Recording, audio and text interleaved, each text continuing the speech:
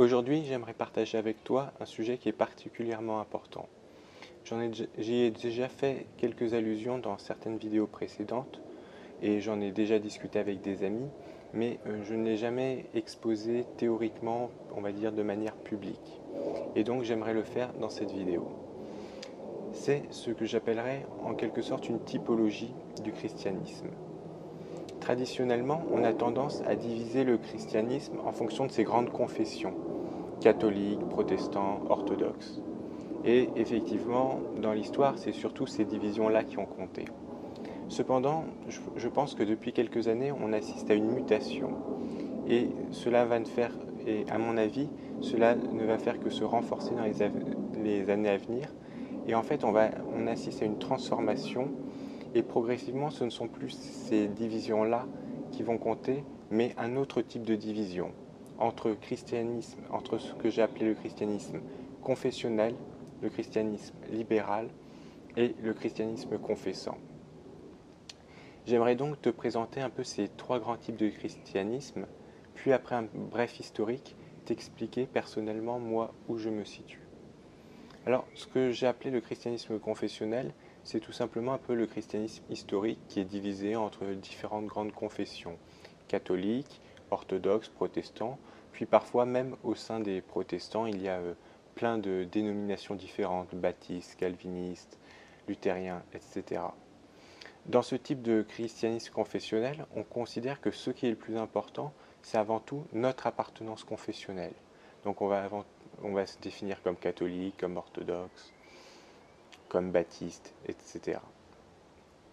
On va donc considérer que les différences entre ces confessions sont quelque part plus importantes que les points communs puisqu'elles justifient la séparation. Dans les cas les plus extrêmes, on peut même considérer que ceux qui ne sont pas de notre confession ne sont pas véritablement chrétiens ou alors ne sont pas sauvés, ne font pas partie de l'Église. C'était la position officielle de l'Église catholique avant Vatican II. Et aujourd'hui, j'allais dire beaucoup, oui, encore beaucoup d'orthodoxes peuvent avoir cette position et un certain nombre de protestants aussi. Moi, je viens par exemple très clairement de ces milieux-là, d'églises protestantes très confessionnelles qui considéraient avant tout que c'était leur confession qui avait la vérité et qui considéraient que les chrétiens des autres confessions n'étaient pas forcément vraiment chrétiens. Le deuxième type de christianisme, c'est ce que j'appellerais le christianisme libéral. Alors l'adjectif libéral, comme son opposé souvent fondamentaliste, peut avoir des emplois très différents, des sens très différents en fonction de la personne qui l'emploie. Le terme de libéral peut d'ailleurs être utilisé de manière positive par des gens qui se revendiquent des chrétiens libéraux, ou alors de manière négative par des gens qui accusent telle ou telle personne de libéralisme. Alors moi j'utilise le terme de libéral dans un sens très précis. Je considère comme libéral un chrétien qui se définit, qui se revendique chrétien, tout en rejetant certains éléments fondamentaux du christianisme. Alors qu'est-ce que j'appelle les éléments fondamentaux? C'est la croyance en Dieu, en un Dieu créateur, en l'incarnation, en la résurrection, et on va dire aussi au retour de Jésus. Donc un peu tous les éléments que l'on retrouve dans les grandes confessions de foi et dans les grands credos historiques. Nicée-Constantinople, le symbole des apôtres, etc. Souvent, en fait, ce sont des gens...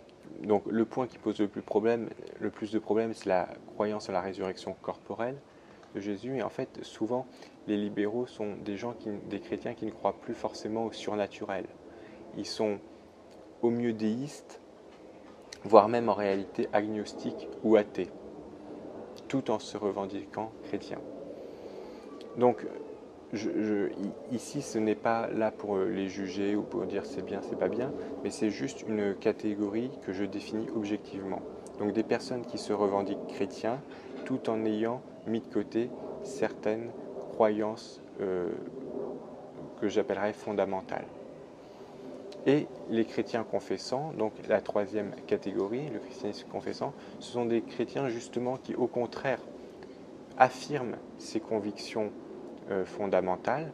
Donc, il s'agit de croire en un Dieu créateur, en l'incarnation, en la crucifixion de Jésus, en sa résurrection et puis en son retour. Et donc qui affirme ces croyances, mais qui considère qu'elles sont plus importantes que tout le reste, mais vraiment plus importantes. C'est-à-dire qu'au sein des chrétiens confessants, on peut trouver des catholiques, des orthodoxes, des protestants, mais ils diront toujours que ces croyances-là, que le fait d'adhérer à ces points-là, c'est plus important que les différences qui peuvent exister entre eux. Alors, historiquement, c'est le christianisme confessionnel qui était largement majoritaire, jusque, on va dire, au XXe siècle. Je pense qu'à l'heure actuelle, il est peut-être encore majoritaire. Toutefois, depuis l'époque contemporaine et surtout depuis la fin du XIXe siècle et le XXe siècle, les deux autres types de christianisme émergent. Et à terme, je pense que le christianisme confessionnel finira par décliner et peut-être même presque disparaître au profit de ces deux autres formes de christianisme libéral et christianisme confessant. Et que l'opposition future sera surtout entre ces deux types de christianisme. Pourquoi ? Notamment, je pense que ce qui va beaucoup jouer, ce sont les études historiques. Mais j'en reparlerai plutôt dans une autre vidéo parce que ça mérite un traitement à part. J'aimerais maintenant simplement terminer cette vidéo en expliquant ma propre position, puisque c'était aussi le but de cette vidéo. Au-delà de vous proposer cette typologie, c'était aussi de me situer pour être le plus transparent sur mon positionnement. De mon côté, je me situe très clairement au sein du christianisme confessant, et ce pour deux raisons. La première, c'est que je considère que il y a des différences et des points communs entre les chrétiens des différentes confessions, mais même s'il y a beaucoup de différences, et il ne s'agit pas de les nier, je pense que les points communs touchent des choses tellement fondamentales, c'est-à-dire en fait les points communs touchent Dieu et Jésus, et donc ils sont tellement, comme ces choses-là sont tellement plus importantes que le reste, je considère finalement que ce qui unit les différents chrétiens est plus important que ce qui les divise. Ça, c'était le premier point. Le deuxième point, c'est qu'il y a des différences confessionnelles et des différences non confessionnelles. Les différences confessionnelles, c'est par exemple des différences qui opposent catholiques et protestants. Tandis que les différences non confessionnelles, ce sont des points de théologie sur lesquels certains protestants peuvent être d'accord avec des catholiques ou des orthodoxes et opposés à d'autres protestants, catholiques ou orthodoxes. Donc c'est que les différences ne recoupent pas les différences confessionnelles. Or, je pense que ces points-là sont aussi plus importants des fois que les points de différence confessionnelle. J'aimerais juste donner un exemple. Par exemple, comme point de différence confessionnelle, il y a la manière dont on comprend le sacrifice de Jésus. Pourquoi Jésus est-il mort ? Eh bien, en fait, ce point-là, qui était d'ailleurs l'objet de mon premier livre, Sauvé par sa vie, il y a différentes explications. Mais ce ne sont pas des explications qui séparent forcément catholiques et protestants. Dans mon livre, j'ai justement donné une explication, une manière de comprendre la mort de Jésus. Or, il y a des catholiques, des orthodoxes et des protestants qui vont être d'accord avec moi. A l'inverse, il y a aussi des catholiques, des protestants et des orthodoxes qui vont être en désaccord avec moi.